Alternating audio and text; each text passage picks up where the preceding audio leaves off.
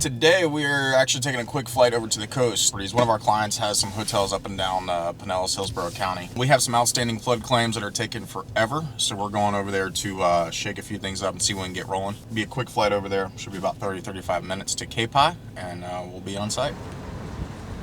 We'll use that hangar as an example. We were just talking. It wasn't here at this airport, it was at another airport.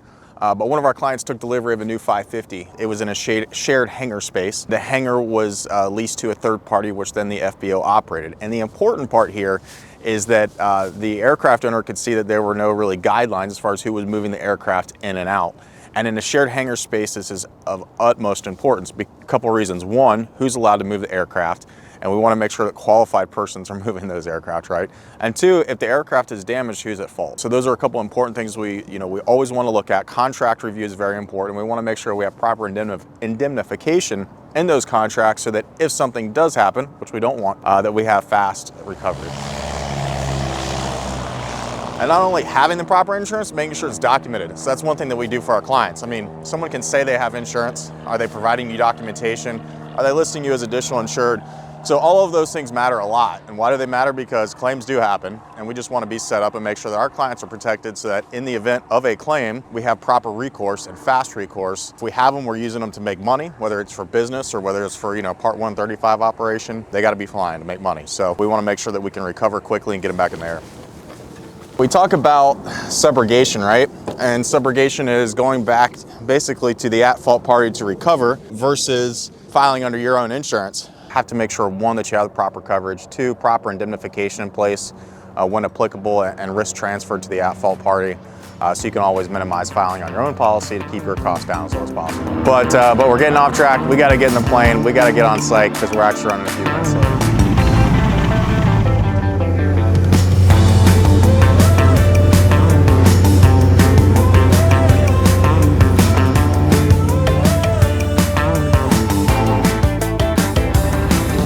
And then I'm over here trying to get a couple other items for the Clearwater adjuster. NFIP has been terrible, and they doubled their allowable time for adjusters on this claim. I'll continue hammering them, but that's one reason why I just want to come get that info today. All right, thanks, man. Today we're back over on the west coast of Florida. It's with severe flooding issues from the summer hurricanes.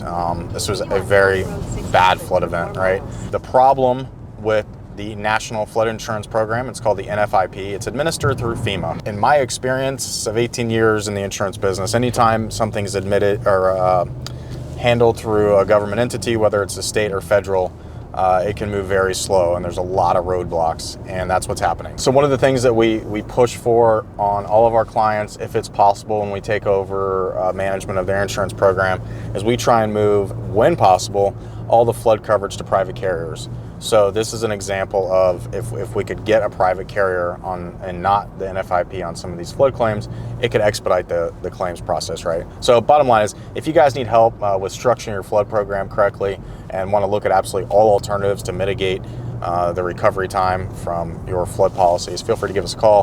Visit the website, SpartanRiskManagement.com. We'll see what we can do to help you out. Now we're in an area called South Pasadena, which is just a sub-community of St. Pete. I actually wrote that building about 10 years ago when I was on the agency side. The importance that I wanted to show here is it shows different flood levels, and they changed these signs just a little bit. But I don't know if you can see, at a storm surge of 4 to 5 feet, the water's right here, 4 to 5 feet. A 6 to 8 feet storm surge, you're not staying in your house. Either the first floor of your building or your home is completely gone. And then if we go up to 9 or 12 feet, I mean, we already have loss of life at 6 to 8. At that point, you're going from property being damaged to potentially losing your life. Most of the time, flood is required by lenders, but in this area, we're in a special flood hazard area, SFHA, where we're at right now. We could easily have, with a Cat 2, 6 to 8 feet of storm surge, and that happened in this area. This last summer, we had several feet of storm surge. This is a great example and just kind of puts it in perspective, right? 6 to 8 feet of storm surge, you're losing the entire first floor of your building. You could even have a loss of life scenario, and you get above that, I sure hope you're evacuated. This is one of the things that we look at with all of our clients on their portfolio. What locations are in a special flood hazard area? What type of flood insurance do you have? And really, when it dives down to flood, this summer was a very painful example of the clients that had NFIP. Sometimes that's all you can get. But a lot of times we try and move those over to private carriers when possible. Basically, we just look at the flood program. We make sure it's structured as as best possible, and then really prepare them at time of loss. One, to make sure you have as much coverage as feasible, and two, to make sure you got a plan to get your residents out so that everyone's safe. Hey, just wanted to give you a call. We're getting hammered on this Treasure Bay deal, especially with cash flow. I just didn't know if one, I wanted to everything should be in on that. Let me check. Okay. What do you think the chances of us trying to get it finalized versus the advance, or where we at on that? What do you think? I'm at least a few weeks out before I get to wrapping this file up. Good God, I can't believe I'm actually going to say this out of my mouth. Don't record me, but they're at least 6 weeks behind reviewing files on the inside. Okay. All right. Well, anything else that I can help provide, feel free to reach out, and thanks for all your help on it. Yeah, I will. I appreciate all right. it. Thanks, Matt. See you. Yeah, bye-bye. That was a very long phone call with a flood adjuster, and he just unofficially told me that FEMA is putting all of the commercial accounts behind the individual accounts because they're so backed up. So every time there's a pushback or an inquiry, and it might just be something that the desk adjuster doesn't understand, it restarts the clock 6 to 8 weeks. I really hope I'm wrong, but it's probably going to be another 3 or 4 months before we get payment, and it's absolutely crazy. The FEMA NFIP program is just, when there's large catastrophic claims, it is so absolutely painful. But we continue to push. That's what we do. It's our job. We have a good relationship with the adjusters. We get them everything they need and try and make their life easier so that we can expedite as much as possible on these deals.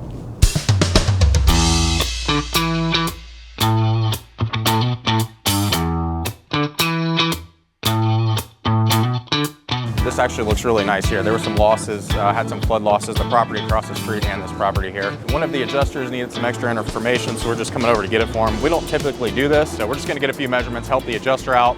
If we can help the adjuster out, it'll help us out, help our client out, and try and get these claims pushed forward and paid. As referenced on the phone call that we just had with the adjuster, there's a ton of delays, man. We're looking at every time the file comes back, it's over 8 weeks just for very basic questions. So what we're doing is there were some questions here. We had some meetings here today, so we're just gonna hop in, do what we can to help the adjuster out, to help expedite the file and try and get our client some money. This is a great example. This client of ours, they move fast, right? They've done a great job. All of these units had water to about 4 feet line. So this property needed complete renovation. So the good thing about this property is we talk about the difference between private flood insurance and national flood insurance program. This property we actually had private flood insurance on. So we actually already got a payout on this. On the national flood insurance programs, we're probably still going to be a couple months out. And while, you can see on the beach, the entire stretch here, a lot of people are still trying to get funds or using, money out of pocket. And we made sure that our client got the money on this one, and they had the money to rebuild this property, and they're back up and running. The big difference after a storm that they did versus some of the others is they went to work, man. They pulled employees and their entire team from other locations. The day after the storm, they were here cleaning up. And what did that do? That did a couple things. Number one, for them, it mitigated their overall loss.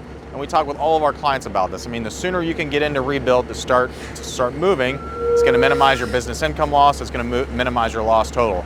But what it actually helped the community with here, and it's something different, is they were able to get one of these properties back online, this one specifically, to where a lot of the construction workers from the area were actually able to stay in their property. So one, it gave a service to the community.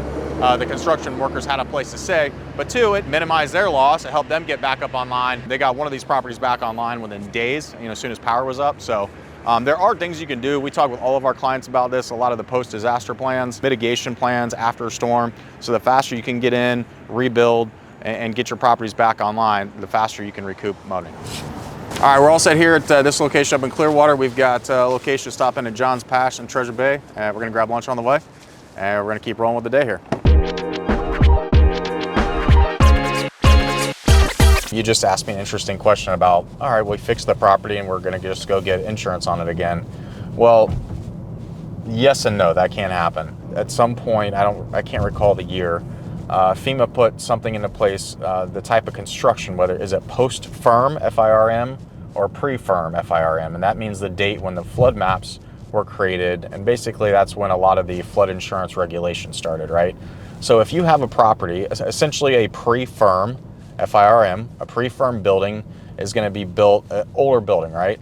So we actually just went to one.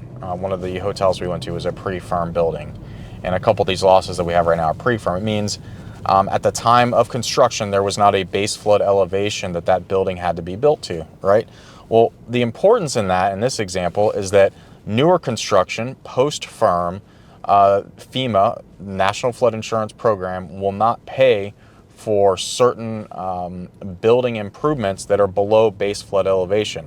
Why does that matter and why is that important? Well, a lot of property owners do not realize that their insurance policy will only pay very limited coverage, such as cleanup cost and some miscellaneous, versus actually pay to rebuild below what we call the base flood elevation. So in summary, if you have a newer property that's classified as a post-firm construction and you have improvements on your first floor, there's a very good chance you might not have coverage after a flood. The biggest thing that we do in the post-firm scenarios, if you have to use National Flood Insurance Program, is it's an education process, right? And letting them know that they might not have coverage based on the type of policy for, let's say, that first floor or that built-out area. So we have two options. One, let's see if we can go get a private policy to cover it. Or two, you understand at the time of loss that you're gonna have to come out of pocket and you're basically self-insuring, and you can be prepared for that at that time. We're just addressing a few questions we got today, and this came from one of our commercial clients. They own a mixed-use center, primarily retail with a little residential above it. But their question was, are they responsible for, I believe it was a crime that would be committed in a shared area, right, such as a parking lot? And the short answer is yes, that's a premises liability exposure, right? So if you own it, if that property is yours and you're the property owner, you do have legal responsibility, right? Now, there's a lot of caveats to that, and depending on how intense the claim gets and if it becomes legal. But what we always want to make sure is, number one, that you do have proper coverage. On the commercial side, when they have tenants, and then if those tenants are restaurants, and we get into liquor liability and assault and battery exclusions, and there's a lot of very common exclusions that can remove any and all coverage for you, right? So short answer is yes, you do have exposure because it is your premises, it is your property. But two, we want to make sure that is properly covered. And three, we want to make sure that the property, the next step that we always take is we want to make sure you have proper coverage. We want to make sure that the property is either maintained correctly, there's adequate lighting, there's adequate traffic flow, barrier entry. So we want to do everything we can to prevent a claim, but in the event a claim does happen, we want to make sure there's coverage.